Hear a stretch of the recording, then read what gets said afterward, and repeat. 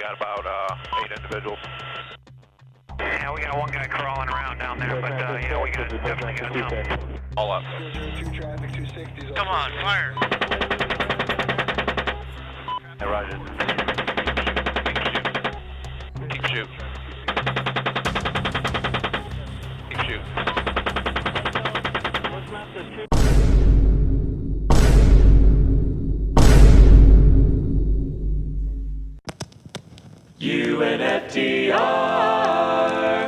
The Espionage Act is having quite the moment in the sun these days. Former President Donald Trump was charged under the act for knowingly absconding with and hiding classified documents said to contain things like sensitive nuclear capability secrets and theoretical attack plans. Daniel Ellsberg, famed whistleblower behind the release of the Pentagon Papers, passed away this week, perhaps the most high-profile modern target of the Espionage Act until, of course, Donald Trump.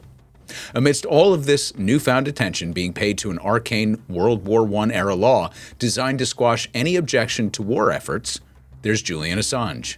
Julian Assange is the ultimate litmus test for America, a test to see just how committed we are to maintaining even a shred of a democratic facade. Julian Assange might be out of options. After a UK judge denied a final appeal to turn down an extradition request from the United States, Assange has only the European Court of Human Rights to appeal to, and it's unknown whether his case will even be heard or if this venue has the authority to stop the extradition process.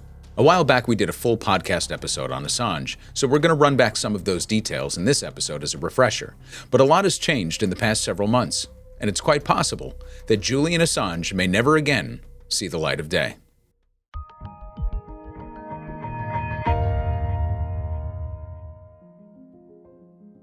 Assange is a complicated figure, both personally and historically, and sometimes he evokes pretty strong reactions.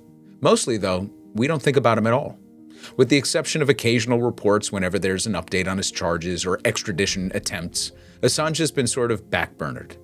Considering the stakes at play for the US media, this should be surprising, or even troubling. The story of Assange cannot be told without the footage you're about to hear.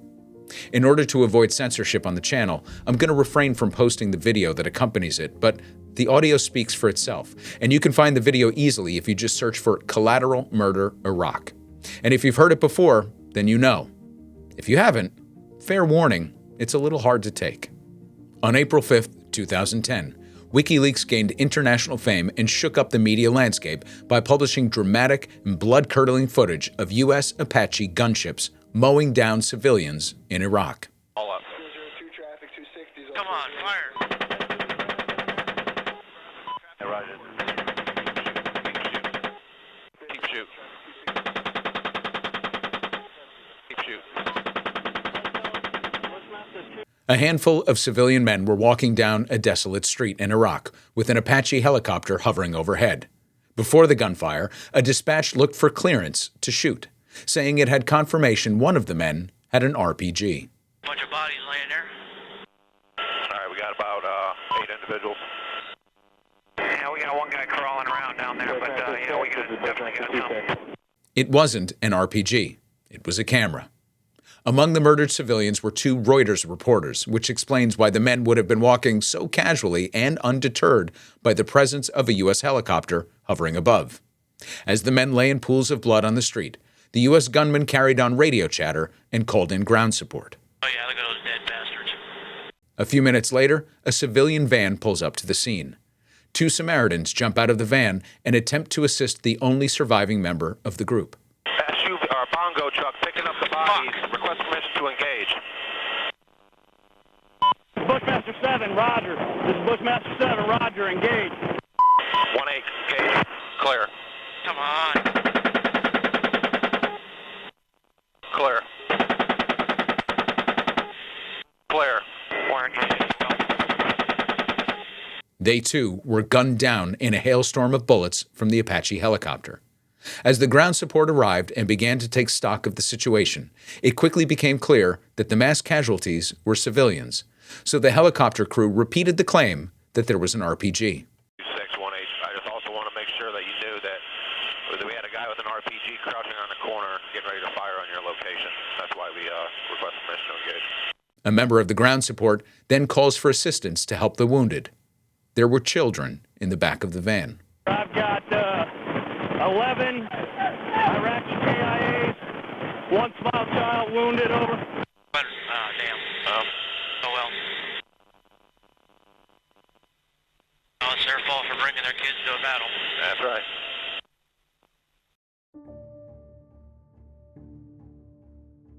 As we now know, WikiLeaks obtained this footage dubbed Collateral Murder and a massive trove of other documents from Private Chelsea Manning. Over several months, Manning uploaded hundreds of thousands of documents from the wars in Iraq and Afghanistan, diplomatic cables, and 2 highly sensitive videos, Collateral Murder and another that purportedly shows the slaughter of Afghan civilians. The latter video has never surfaced. WikiLeaks followed up by publishing the so-called Iraq War Logs and Afghan War Diary, lifting the veil on America's bloody post-9/11 wars, exposing civilian casualties and extrajudicial killings. Also released were hundreds of thousands of State Department cables and secret documents, many marked confidential, as opposed to secret or top secret, the highest level of classification. The documents also revealed evidence that U.S. forces killed 10 Iraqi civilians, including an infant, and called in an airstrike to destroy the evidence. According to a McClatchy report at the time, quote, all the dead had been handcuffed and shot in the head, end quote. This was a game changer. Some of the most decorated media outlets in the world not only collaborated with WikiLeaks, including the New York Times and The Guardian, but leveraged the cachet to contextualize America's so-called war on terror, and continue to do so to this day. We like to think of ourselves as the land of the free. Press freedoms, protected speech, First Amendment rights are critical to our identity as a nation and as a people. We've traditionally been wary of an overzealous government seeking to take away such freedoms, but then balk at the strangest of times, as in the case of Assange. Now I get it. For Americans, Assange is sort of a tricky character, largely because of the narrative that surrounds him, regardless of how this narrative was crafted or by whom. Part of the rub about WikiLeaks is that it's indiscriminate. So depending upon where you land on the political spectrum, it may have contributed to supporting your personal thesis on politics or assaulted it. Plus, Assange isn't one of us. He's Australian, but he looks more like a washed-out villain from Die Hard. He's also an unusual man who might have social issues according to those who know him personally, which is to say he has difficulty relating to people in customary ways and misses certain social cues. Perhaps that's why we collectively engaged in schadenfreude at the sight of a disheveled Assange being dragged into custody.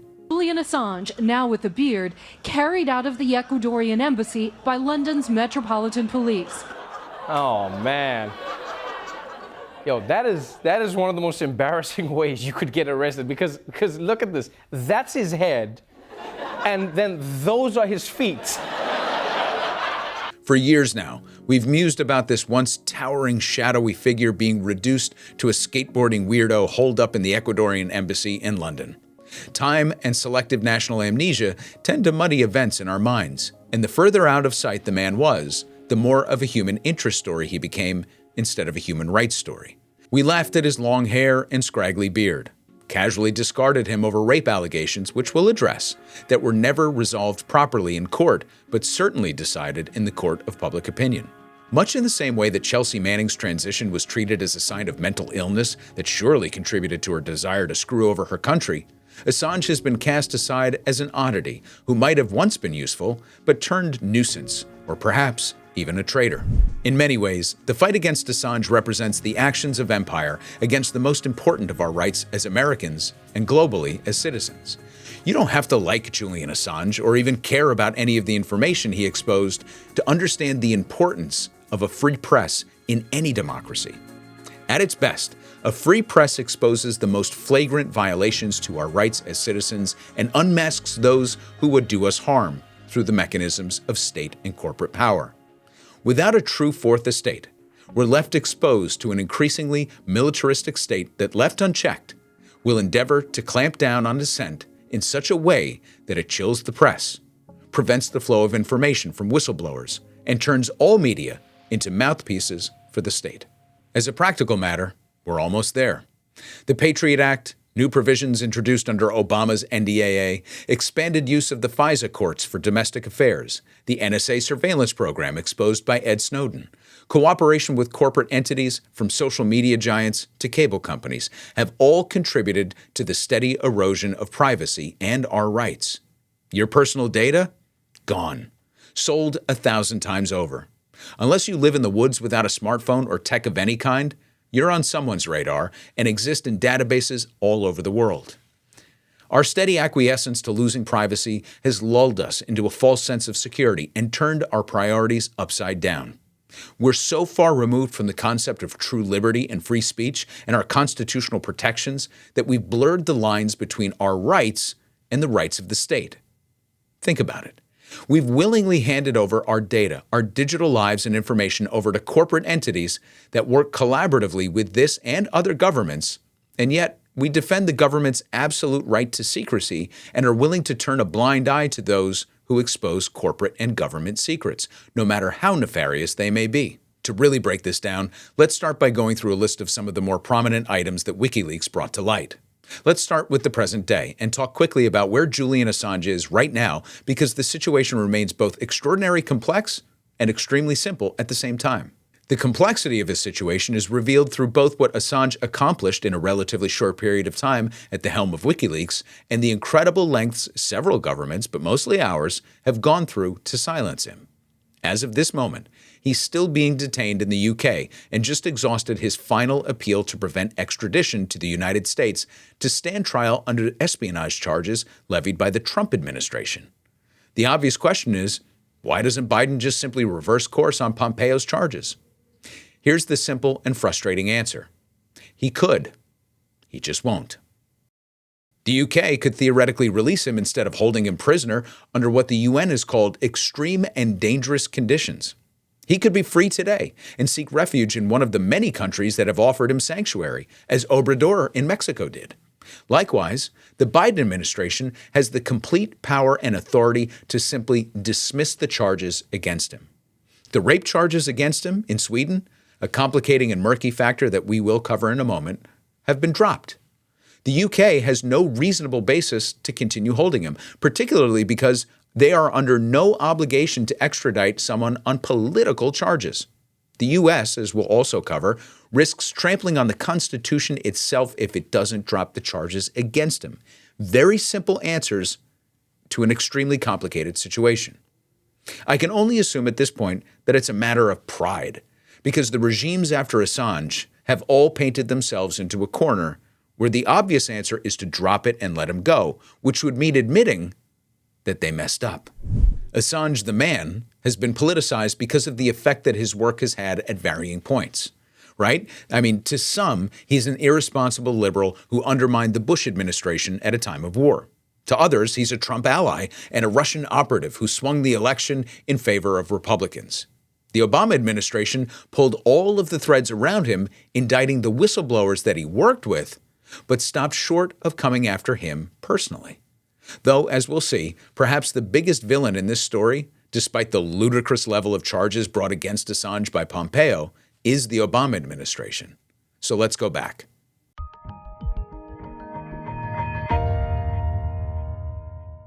Beyond collateral murder, which is damning and horrifying enough to justify the existence of WikiLeaks, it's important to review just how substantial the impact of WikiLeaks has been.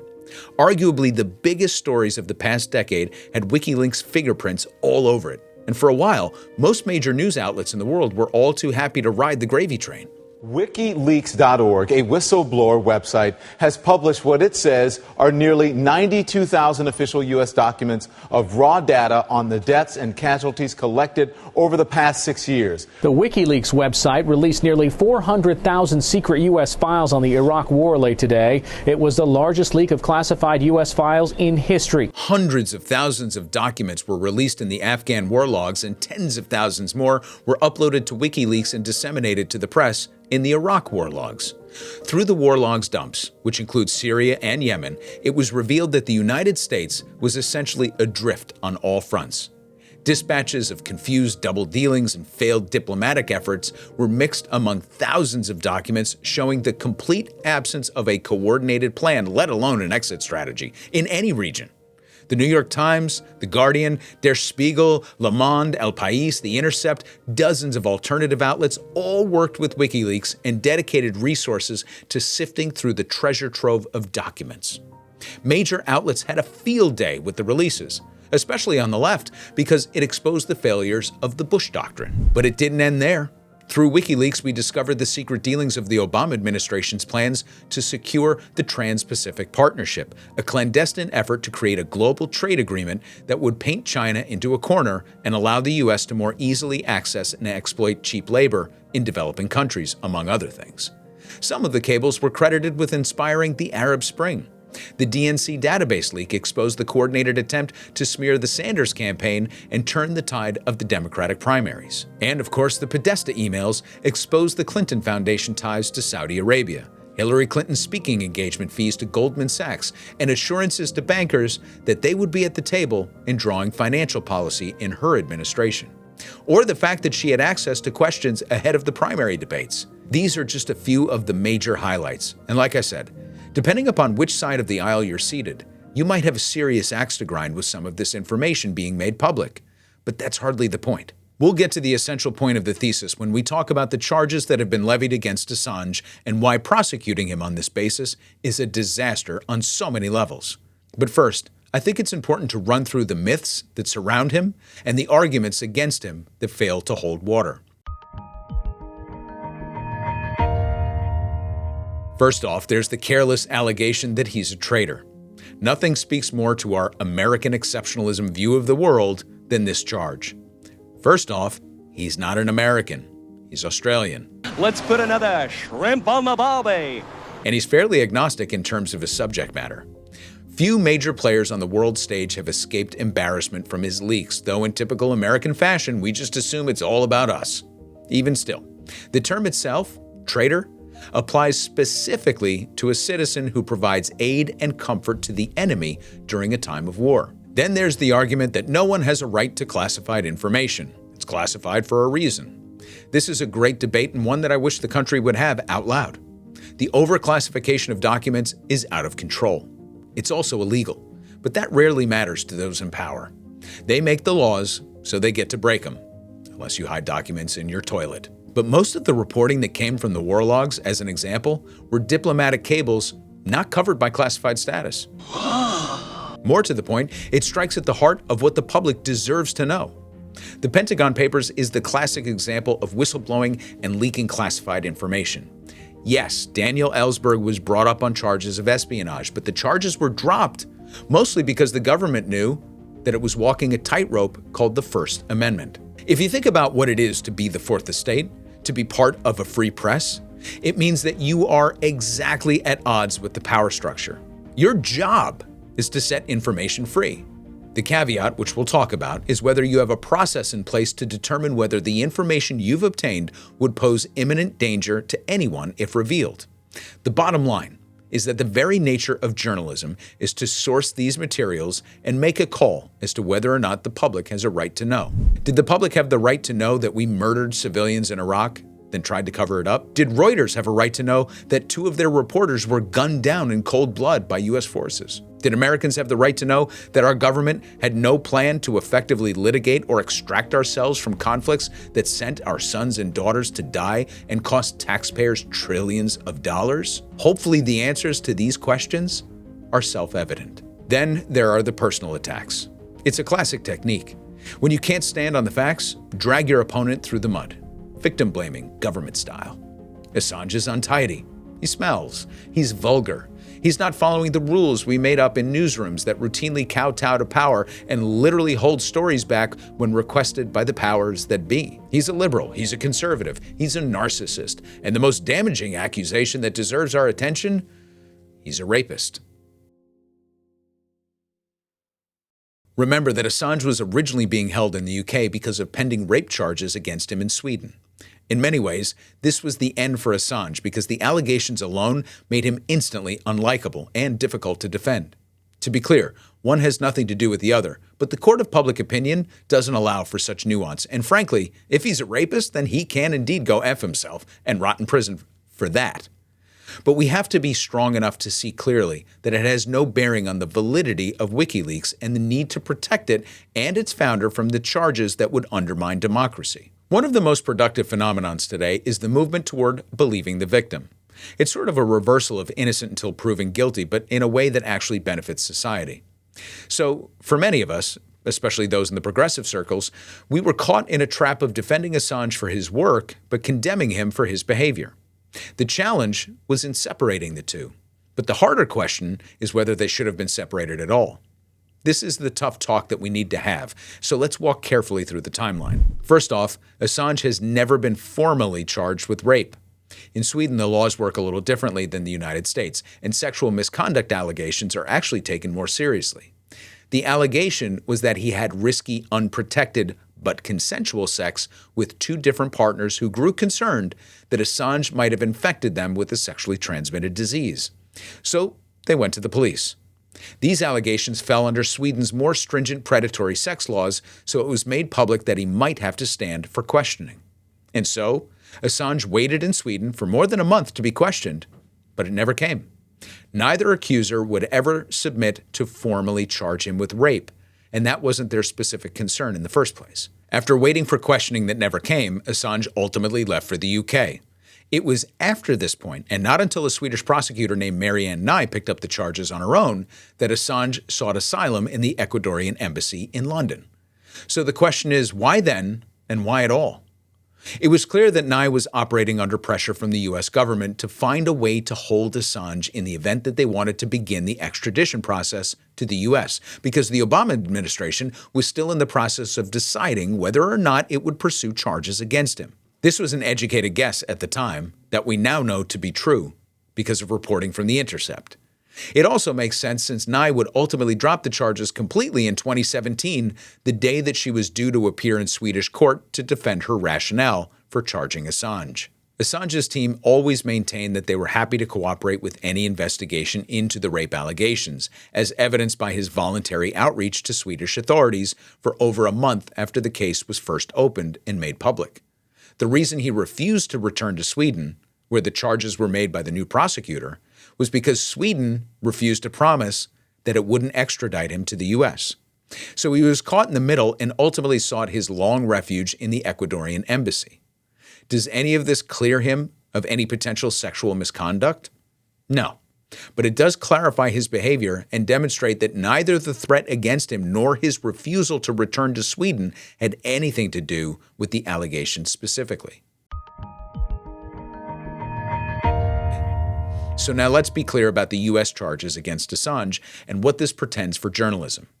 First off, the very specific charges against him levied by the Trump administration under the Espionage Act are that Assange tried to help Chelsea Manning create a password that would conceal her identity when downloading secret documents. They're relying on only one specific phrase, quote, "no luck so far." That's their only evidence. With this, they're charging Assange under subsection 793 of the espionage law. Daniel Ellsberg noted that he was personally charged with 12 counts for a possible sentence of 115 years. Assange was charged with 17 counts and 175 years, which Ellsberg considered a tragedy. Yesterday is a day that will live in the history of journalism, of law in this country, and of civil liberties in this country, because it was a direct attack on the First Amendment. Ellsberg says that at best, perhaps he would have been in violation of the Computer Fraud and Abuse Act. But the fact remains that the government still has yet to put forward any evidence other than this one phrase. And in terms of encouraging the source to provide more information by saying, quote, "curious eyes never run dry," every press freedom organization on the planet recognizes this as part of source cultivation, and every credible journalist has engaged in it. So now you can begin to see why so many international press freedom organizations, the United Nations, constitutional scholars, etc., have lambasted the United States for this charge. The curious part is wondering why our own press, our own media, isn't jumping up and down and screaming from the mountaintops. We need to have a serious discussion about the state of journalism in this country, because precious few outlets are mounting a full-throated defense for Assange. Maybe this is why Reporters Without Borders ranked the United States 44th on the Press Freedom Index. And for any member of the media still making the argument that the government has a right to demand you withhold certain information, or that it has an unassailable right to classified documents, I think Chris Hedges had the best response. He said, quote, "You can argue that this information, like the war logs, should have remained hidden, but you can't then call yourself a journalist," end quote. I'm not sure who needs to hear this, but the Espionage Act is no joke.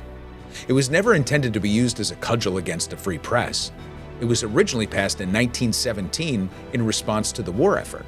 In 1918, Congress passed amendments that collectively became known as the Sedition Act, which was mostly used to target anti-war critics and socialists. Surprise, surprise. Perhaps the most famous case involved the Socialist Party of America founder Eugene Debs, who ran for president 4 consecutive times.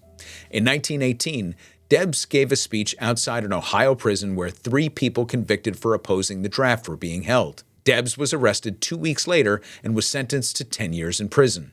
And he had this to say during his trial. Quote, "I believe in free speech, in war as well as in peace. If the espionage law stands, then the Constitution of the United States is dead." End quote. Debs ran for president yet again, this time from prison, and won nearly 1 million votes. A century later, and the war against the Espionage Act is still being fought. You're probably familiar with the names: Chelsea Manning, Edward Snowden, reality winner John Kiriakou, Thomas Drake, and Jeffrey Sterling, among others. And now this list includes former President Donald Trump, which is about as surreal a turn of events as one could possibly imagine. Now, we can talk Trump at another time, but what's frustrating about the attention swirling around Trump's charges is that it muddies our understanding of the Espionage Act and Trump's, the attention that Assange so desperately needs at this moment. You have to understand, a war on sources is a war on journalism. Without the ability to develop trusted sources, journalists lose their ability to expose wrongdoing, fraud, malfeasance, or, in recent cases, widespread surveillance and war crimes. That's why the indictment of Julian Assange is so important. While the ruthless Obama administration toyed with the idea of indicting Assange, it ultimately decided that it couldn't prosecute Assange, the publisher of the information, without going after media outlets that do the very same thing, such as the New York Times or the Washington Post. Yet the Trump DOJ, which celebrated the increase in leak investigations with a press conference, indicted Assange under the Espionage Act in 2019. Part of me is taking some joy at the thought that Trump is facing jail under the very law that he casually threw at Assange. But the bigger part of me just wants the act to disappear entirely. Not since the Pentagon Papers has the media been confronted with such an existential crisis. By indicting Assange, a publisher, not a leaker, the government was effectively saying that any media outlet that publishes classified information can be prosecuted. To be clear, for all those who still believe that Assange somehow put American lives at risk, not one single report issued by any government or any NGO, anyone, has shown evidence that Wikileaks releases have caused the death or persecution of a single individual globally. Can the same be said of our actions? Who's more deserving to stand trial? The publisher who released evidence of U.S. troops slaughtering 2 Reuters reporters and a group of civilians, including children? Or the murderers themselves who tried to cover it up? It's time to free Julian Assange. Here endeth the lesson.